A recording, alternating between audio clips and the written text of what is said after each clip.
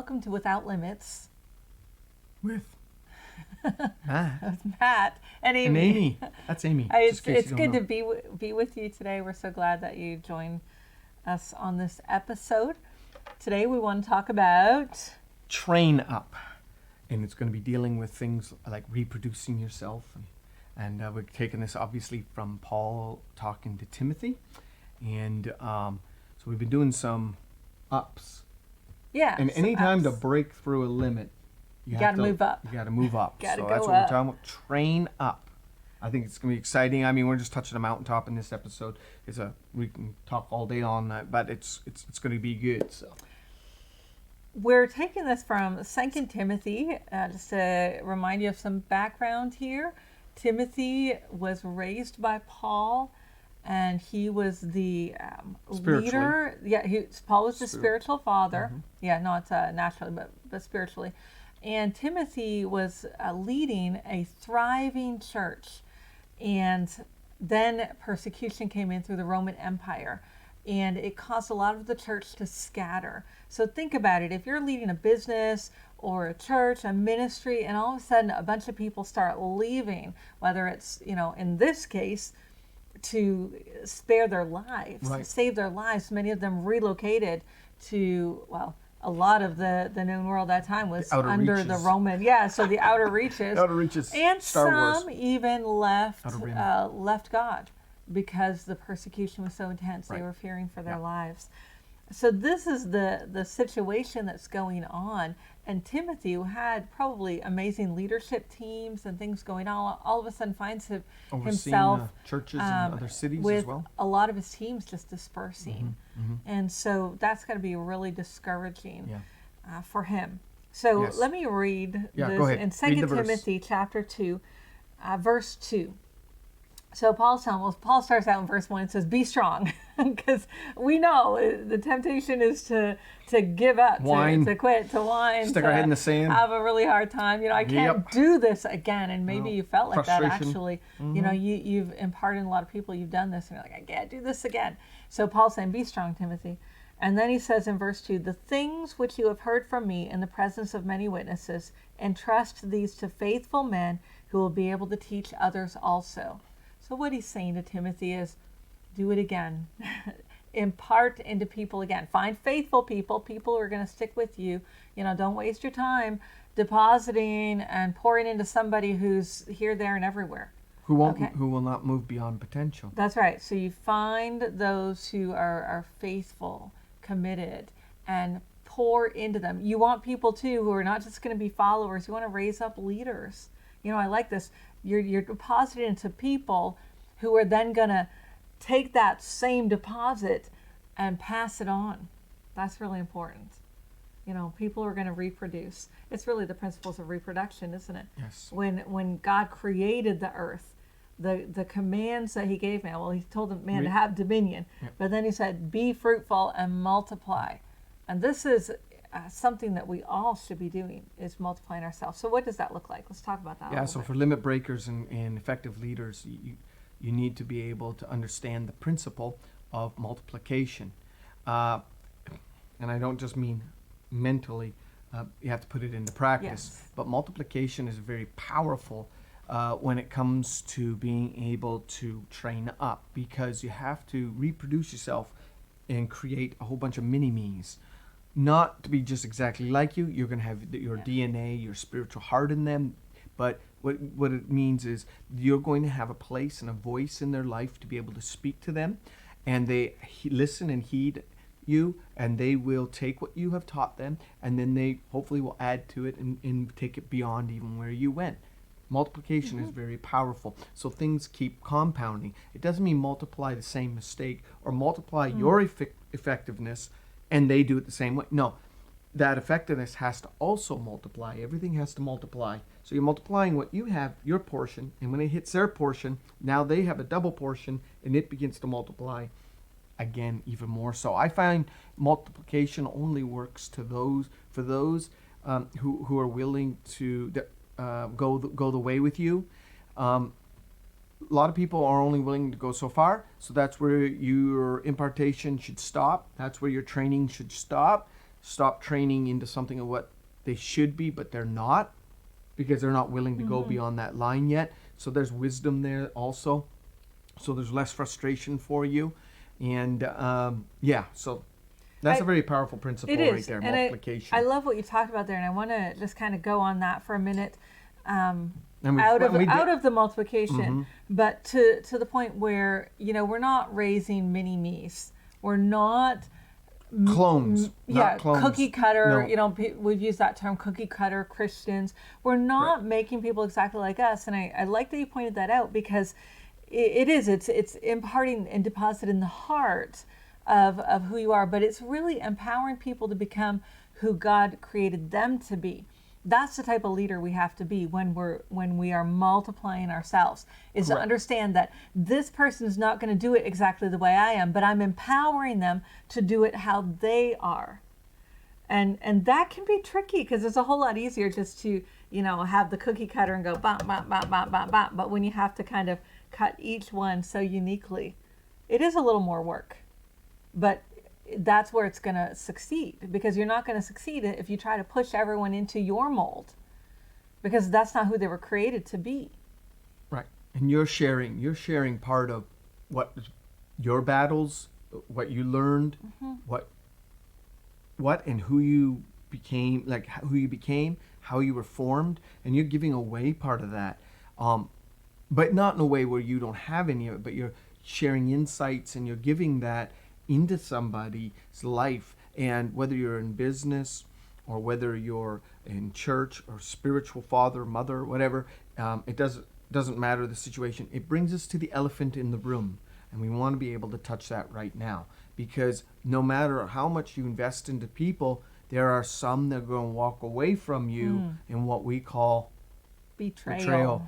I know I talk a lot with some of the business people, to be able to like apprentice people, and they've done it in the past, and people then went and started their own businesses and became their competition. Direct competition, yeah. And that is a hard thing to do. And a lot of these businesses are small to medium family businesses, and when they die or retire, their business is done. Like they can't even resell it sometimes, because there's nothing there. As all it did was pay their bills and gave them a retirement of sorts. So they didn't really multiply themselves or Correct. reproduce themselves, but because of the fear of betrayal. What they did. Yeah, because of the fear of betrayal. I mean, think about Jesus. That was it. That was the end of their. I'm wondering, and I don't know, I mean, he was God too, but I don't know if he knew that Judas was going to betray him when he chose Judas.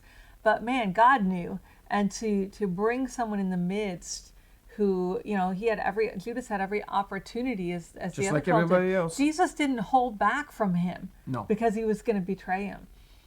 So even he had to go through the pain of betrayal. Yeah. And so we're not exempt from that as a leader. If you haven't experienced it yet, you will. And I don't say that to discourage you, but to prepare you. Correct. Because we can't let it stop us.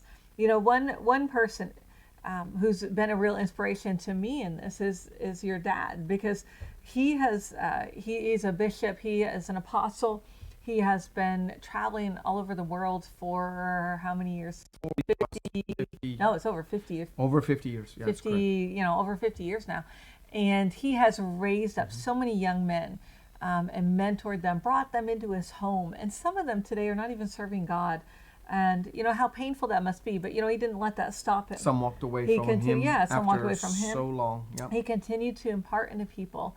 And that's what we need to do. Because see, when we let a betrayal stop us from doing that, from multiplying, from training up, then what happens is we really have let that person who now has walked away from us, not even in our lives, not even in our lives anymore, we've let them put a limit on us. Yep. And we can no longer multiply. Right. Castrated you. Ew, that's a pretty I know, but that's what it is. True. When you've been hurt by anymore. betrayal and you've not gone through healing properly, and you kept on holding on to that one way or another, and how do you know you got over it? Is you'll go back, not to them, but to someone else, and you will raise them up.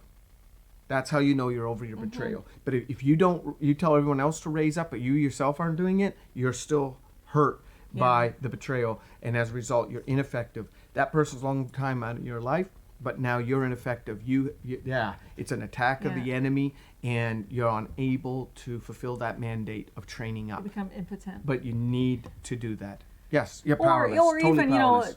healing is recognized also when you're mentoring or you're training someone else up, and you're not putting them through the filter of that person who hurt you.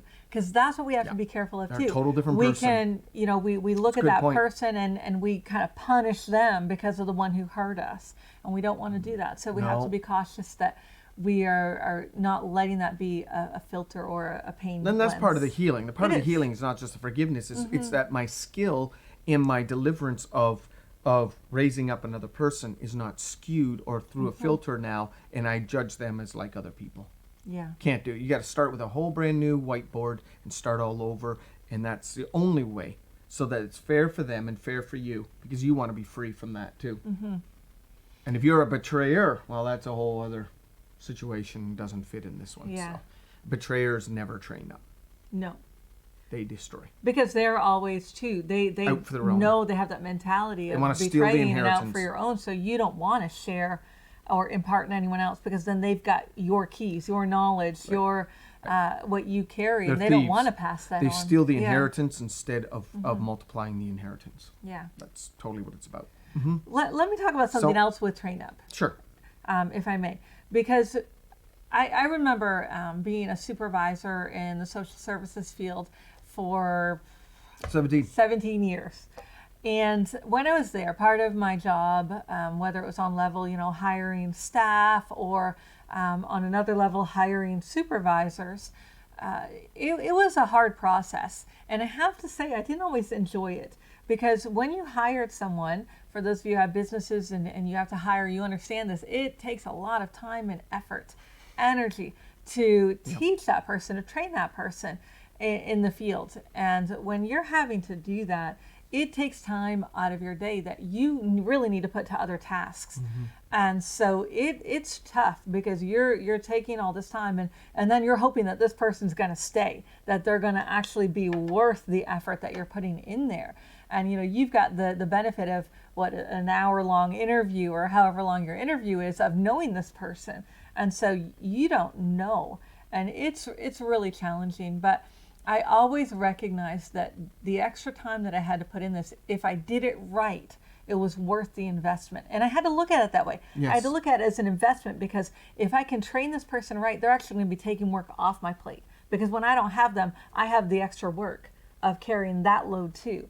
So really it's having the mindset that when I train people up, when I mentor people, I'm investing in someone. Yes. That eventually I'm going to reap the fruit of that investment as well. I have to look at it that way, because otherwise it's easy to get caught up in what I need to do, or my projects, or my success. Yep. And I there was a movie that I watched years ago. We'll talk about that in a second. Oh, you got something else you want to jump in? Talk about that in a minute. So towards the end. So one way to be able to do all this properly, really, and this is what I do through trial and error, is when you see the potential in somebody, or you see the and you want to give them the opportunity. You give an invitation. Invitation should always be before opportunity. And if they don't want to spend time with you or accept that invitation, you'll have people that will chase you and run after you because they're leeches or whatever, and they're not running after you probably with a clear agenda, motive. And if you pick up on that, they're not a protege at all. They're going to be a parasite. They're going to suck the life from you. Yeah, you don't want those ones. So what I do is I let the Lord speaks to me, because I raise up leaders, and I'm not talking about my spiritual sons and daughters. That's a whole other different, but the same principle applies, but it gets a little deeper. It gets a little deeper. But at this point, for mentoring and different things like this, imparting or training up, is you will see often the potential, but if they can't see it in themselves, then they won't step up when they need to be able to even to be trained, or to be spoken into and to be handled and positioned and all that kind of stuff. Yeah, because remember this, if you're working, you can't build anything on potential. And if you're working harder than they are, and if you see their success more than you do, than they do, and they're not willing to open their eyes, you're wasting your time. Yeah. And it's all because if you try to build something, whether it's a program, a ministry, your business, on people who have the potential, but they haven't started walking. And I'm not talking about people who are perfect and you've got it all together. No. But they have to be willing to grow and to develop that potential. So you have to see some fruit if you're going to spend the time investing in them. Can't teach character. Right. God does because that. if you're building You can on, teach skill. potential is a wonderful thing, but it's like shifting sand. Right. And it's not going to hold an edifice Yeah.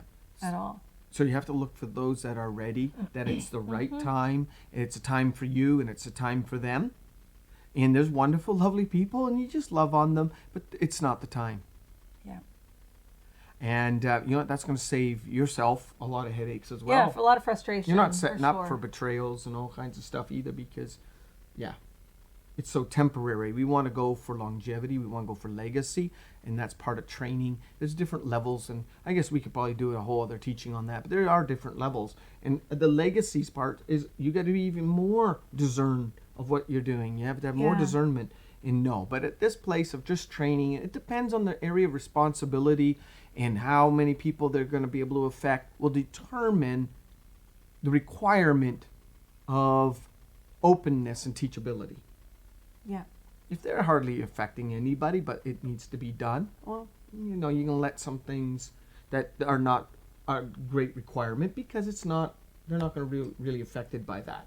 But if they're in people's lives, like to a strong degree, you need to have the line up here somewhere of training. Exactly. And that's where, the principles of, seeing faithfulness in little things, then promotion can come. Yeah, and right. A lot of that. That's why he talks about, find faithful men, because they're the ones that are going to do the things that need to be done on each level in order to see that promotion. Let your baseline be up here. Yeah, Start and then there, not down here. the seed that you're sowing is falling on good grounds. Yeah. It's going to produce a harvest, 30, 60, 100-fold. It's not going to get caught up in everything else. Go ahead and share your story. Die. That was good. Yeah, this movie that I saw you might have several too. years ago, you might have seen it as well.